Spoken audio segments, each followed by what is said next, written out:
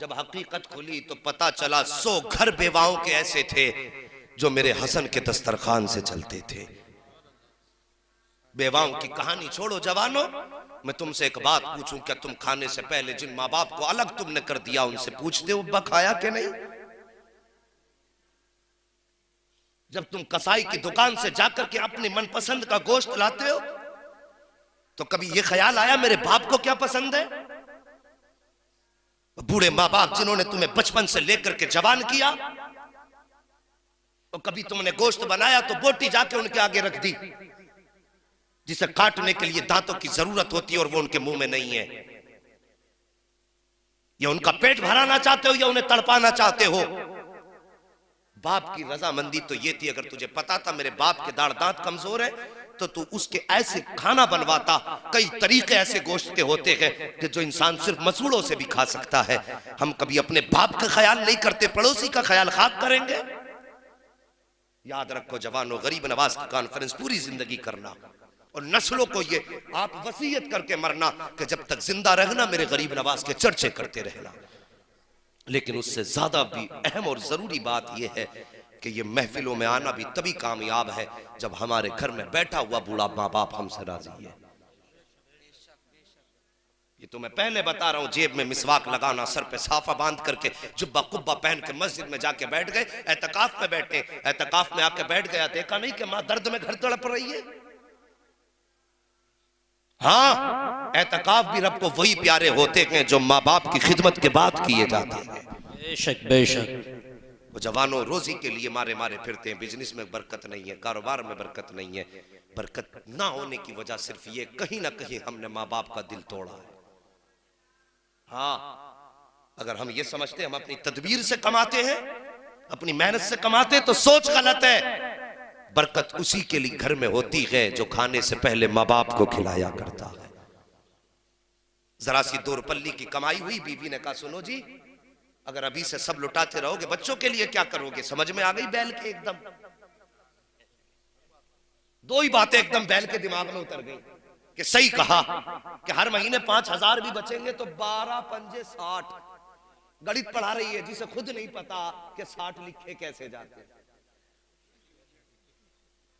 हाँ, वो पढ़ा रही है बैठ के 12 पंजे 60 का 1 साल के 60,000, 2 साल के 1,20,000, 4 साल के।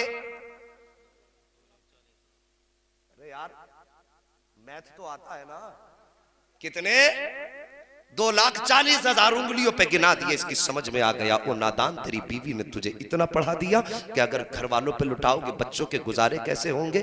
जब बीवियां ये कहा करें तो उसके सामने मुस्तफ़ा का फरमान खोल के रख दिया करो। आओ मेरे नबी की तारीख उठा करके देखो, अभी आपने ऐलान नबुव्वत नहीं फरमाया है, मक्के के बाजार में सरकार जा रहे हैं, आपने देखा एक जवान अपने बाप का गिरेबान पकड़ के लाया है और उसको गालियां बक रहा है। मेरे सरकार ने बूढ़े बाप पे जुल्म होते देखा, गए जाके जवान की कलाई पकड़ी, बूढ़े का गिरेबान छुटाया और छुटाने के बाद फरमाया कौन है ये, तेरा क्या लगता है? उसने कहा ये मेरा बाप है। आप फरमाते तू इसे क्यों मार रहा है? जैसे उसने इतना सुना ना, कहने लगा आप कौन है? आप फरमाते बता तो सही से क्यों मार रहा है? उसने कहा कि मैं क्यों बताऊं, इसी से पूछो। जैसे मेरे नबी ने बूढ़े की तरफ तवज्जो की है, खुदा की कसम अभी जबान नहीं खुली थी कि आंखें बूढ़े की बरसनी शुरू हो जाती है और हर जवाब से पहले बूढ़े ने कहा था मेहरबान बता तो सही, आज तक मक्के में कोई ऐसा नहीं आया जिसने किसी पिटने वाले का गिरेबान छुड़ाया हो, आज तक कोई ऐसा नहीं आया जिसने मजलूम की आकर के मदद की हो। बता तो सही तू कहाँ का रहने वाला है, तेरा नाम क्या है और बता तेरा रिश्ता किस खानदान से है।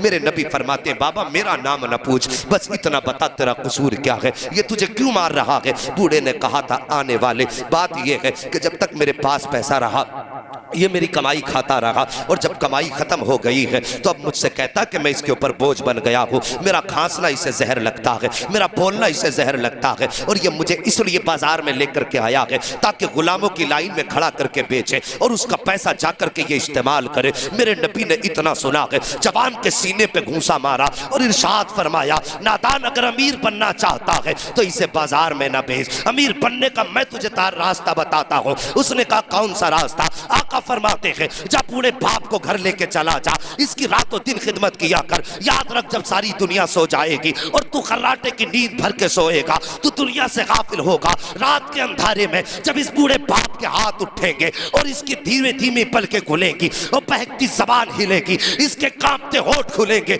और ये हाथ उठा के कहेगा, या अल्लाह मेरे बेटे ने मेरी खिदमत का इंतजाम किया है, तो इसके नस्ल की रोजी का इंतजाम फरमा दे। आका फरमाते हैं, तू इसको बेच करके अमीर बनना चाहता है, अमीर ऐसे बना जाता है। जब ये दुआ करेगा इसके हाथ उठेंगे तो हाथ नीचे बाद में आएगी। खुदा की रहमतें तेरे दरवाजे पे पहले आ जाए। बेशक, सुभान अल्लाह, सुभान अल्लाह, वाह वाह वाह।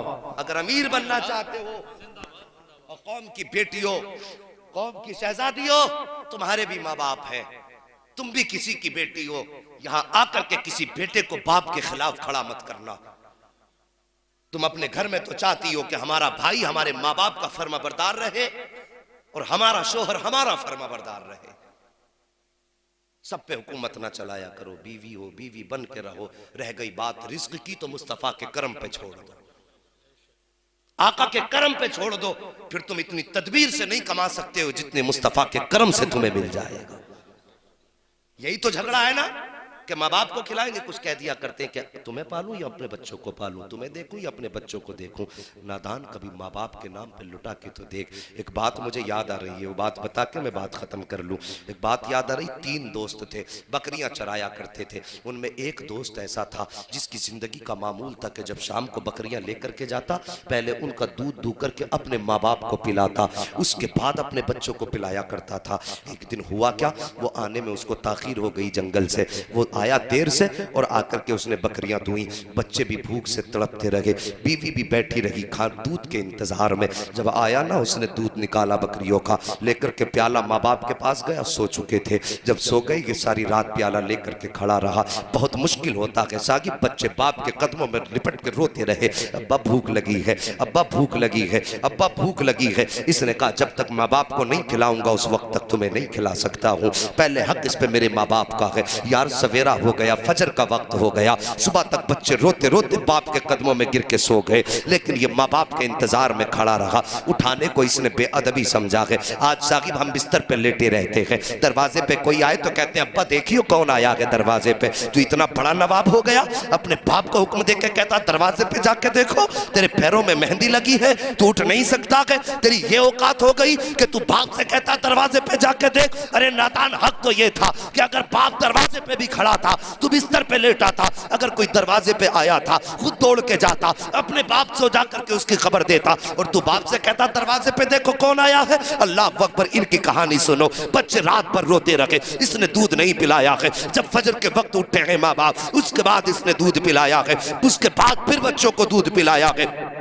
ऐसे दिन गुजरते गए। एक वक्त ऐसा आया कि गर्मी की शिद्दत थी और ये बकरियां चरा रहा था।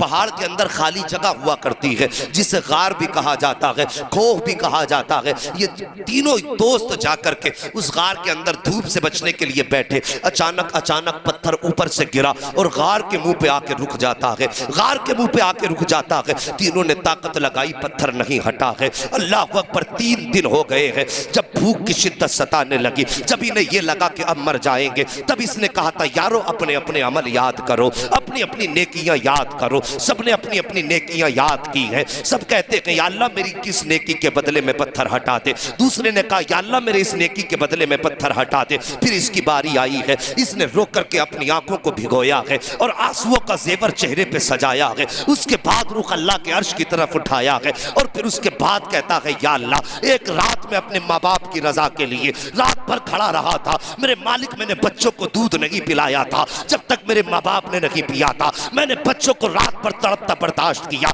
लेकिन बच्चों के सामने माँ बाप को मुकद्दम रखा था। या अल्लाह अगर इस अमल से राजी है तो आज मेरी मुसीबत टाल दे। इतना कहना था कि पत्थर खुद ब खुद हटना शुरू हो जाता है, पत्थर हट जाता है। और साकिब, अगर माँ बाप के वसीले से पत्थर हट सकते हैं तो माँ बाप के वसीले से बुरे दिन भी आए हुए टाले जा सकते हैं। बेशक, सुभान अल्लाह। नारे तकबीर, नारे रिसालत, उलमाए अहले सुन्नत, मसलके आला हजरत, मसलके आला हजरत मुफ्ती हम्माद साहब क़िबला जिंदाबाद जिंदाबाद। हर इबादत कबूल है मगर माँ बाप की फर्माबरदारी के बाद। ये याद रखना, हर इबादत कबूल है मगर माँ बाप की फर्मा बरदारी के बाद, अगर माँ बाप की फर्मा बरदारी नहीं तो समझ लो फिर इबादत कबूल नहीं। याद रखना इस बात को। अल्लाह वालों की तर्ज जिंदगी, उन्होंने कभी माँ बाप को नहीं सताया, माँ बाप के फर्मा बरदार रहे। और उनकी माएँ तहज्जुद में उठ उठ के बेटों के लिए दुआ करती थी, तो कभी बेटा ख्वाजा कुतुबुद्दीन बख्तियार काकी बन जाता था, कभी बायजीद बुस्तामी बन जाता है, कभी गरीब नवाज बन जाता है। जब माँ तहज्जुद में दूध पिलाती है वुजू करके, तो खुदा की कसम फिर बेटा बाबा फरीद बन जाया करता है। ऐसे ये जो कमाल है ना, सब माँ के दूध के कमाल हुआ करते हैं। अल्लाह अकबर साहिबो, मैं माओं से भी गुजारिश करूंगा, अपने बच्चों को गाने गा करके दूध न पिलाया करो, मुस्तफ़ा की नाते सुना के दूध पिलाया करो। जिन बच्चों की परवरिश गाने सुना के की जाती है फिर वो शैतान बना करते हैं, और जिन बच्चों की परवरिश नात सुना के की जाती है फिर वो मुस्तफ़ा के सना खान बना करते हैं। सुभान अल्लाह। सना खान का मतलब ये नहीं कि वो मिंबर पे खड़ा हो नात पढ़े तभी नात खा है, हाँ माइक पढ़े जुब्बा पहने कुब्बा पहने तभी नात खा है। यार हर वो बंदा नात खा है, अगर खेत में पानी चल रहा है जबान पे मुस्तफ़ा की नात के तराने हैं, वो भी नात खा है। काम कर रहा है लेकिन जबान कह रही है सरवर कहूँ के मालिको, मौला कहूँ तुझे, बागे खलील का गुले ज़ेबा कहूँ तुझे, तेरे तो वस्फ ऐबे तनाही से है बरी, हैरान हूँ मेरे शाह मैं क्या क्या कहूँ तुझे। और जिंदगी इसी अंदाज में गुजारते चले जाओ, जब जिंदगी खुदा की कसम नात पे मुकम्मल होगी और जब कब्र में पहुंचोगे फरिश्ते इशारा करके कहेंगे बता तो सही इनके बारे में क्या कहता था। और जब लफ्ज़ इन कहेंगे सामने मुस्तफ़ा का जलवा होगा तो फिर सोचने की जरूरत नहीं पड़ेगी, बल्कि बेसाख्ता जबान कहेगी इन्हें जाना इन्हें माना, न रखा गैर से काम, लिल्लाहिल हम्द में दुनिया से मुसलमान गया। सुभान अल्लाह सुभान अल्लाह, वाह वाह वाह, सुभान अल्लाह। आदतें डाल लो। किसी ने कहा था नात खानी मौत भी हमसे छुड़ा सकती है, कब्र में भी मुस्तफ़ा के गीत गाते जाएंगे। साहिबो वक्त बहुत हो चुका है, मेरा गरीब नवाज है, उनकी चौखट से आज तक कोई खाली नहीं गया है। अल्लाह अकबर, वो जिस पे नजर करम डाल देते हैं वक्त का सुल्तान बना देते हैं। मेरे गरीब नवाज को मुस्तफ़ा ने कुतुब बताया था, हमने तुम्हें कुतुबियत की डिग्री दे दी, और कुतुबियत की डिग्री विलायत में सबसे बड़ी डिग्री होती है। सिर्फ कुतुब जो है वली नहीं होता, बल्कि उसकी चौखट पे कितने वली बनाए जाते हैं। आज तक गरीब नवाज की चौखट से कोई हिसाब नहीं, कितने वली बना के निकाले गए होंगे, कितने गौस बना के निकाले गए होंगे, उसका कोई हिसाब नहीं है। और फिर वो ठहरे मेरे मुस्तफ़ा के शहजादे, वहाँ तो ये भी नहीं देखा जाता है कि पापी आया है कि नमाजी आया है, अच्छा आया है कि बुरा आया है। उनकी चौखट का तो मामला है कि बंदा व मोहताज व गनी एक हुए, तेरे दरबार में पहुँचे तो सभी एक हुए। जब उनके दरबार में पहुँचते हैं तो फिर कहानी ये होती है कि एक ही सफ में खड़े हो गए महमूद वयाज, ना कोई बंदा रहा ना कोई बंदा नवाज। और जब देने पे आते हैं खुदा की कसम हाथ जिस समत उठा गनी कर दिया, मुझे पहले समाहत पे लाखों सलाम। ये उनकी सखावतें हैं और उनकी शान। बस आखिरी बात कह दूं, तेरी नस्ल पाक में है बच्चा बच्चा नूर का, तू है ऐन नूर तेरा सब घराना नूर का। अला इन्ना औलिया अल्लाह ला खौफुन अलैहिम वला हुम यहज़नून, अल्लाह के वलियों को ना कोई खौफ है ना कोई रंज है। ये बात याद रखना, कुरान ने वार्निंग के साथ की है। क्यों नहीं है उन्हें खौफ? इसलिए कि उनकी रजा रब की रजा में है, और रब की रजा फिर उनकी रजा में है। फिर बात वही आके ठहर जाती है कि खुदी को कर बुलंद इतना कि हर तकदीर से पहले खुदा बंदे से खुद पूछे बता तेरी रजा क्या है। बस भाइयों, वलियों से प्यार करो, माँ बाप की इज्जत करो। करेंगे इज्जत माँ बाप की? और जो यहाँ नहीं आए हैं ना, उन्हें पकड़ पकड़ के समझाना। भाई सुल्तानी साहब कलाम पढ़ रहे थे, कहा होगा ना हाथ उठाओ जितने लोग माँ बाप से प्यार करते हैं। मेरे हिसाब में ना मत उठाओ भाई, शर्मिंदा हो जाओगे। मैं हाथ नहीं उठवा रहा हूँ, मैं उठवाता भी नहीं हूँ, ये काम भी नहीं करता हूँ। महफिल में बैठ के झूठ नहीं होना चाहिए, क्योंकि मैं अगली बात जो कहने लगा हूं बड़ा कड़वा सच है। अभी हाथ उठवा लो कि कितने लोग, सारे उठा देंगे। और मैं पूछूं ईमानदारी से बताना, कितने लोग माँ बाप से इजाजत लेके आए हैं? तो गिनती के चंद हाथ उठेंगे। ये है वफादारी हमारी, और ये है ज़बान और अमल हमारे। वफा का मतलब ये, जवानों बच्चों, हालात दौर बड़े नाजुक हैं। जब निकला करो ना, माँ का सर पे हाथ रखवा के निकला करो, इसलिए कि मुसीबतें चारों तरफ से मुसलमानों को घेरे हुए हैं।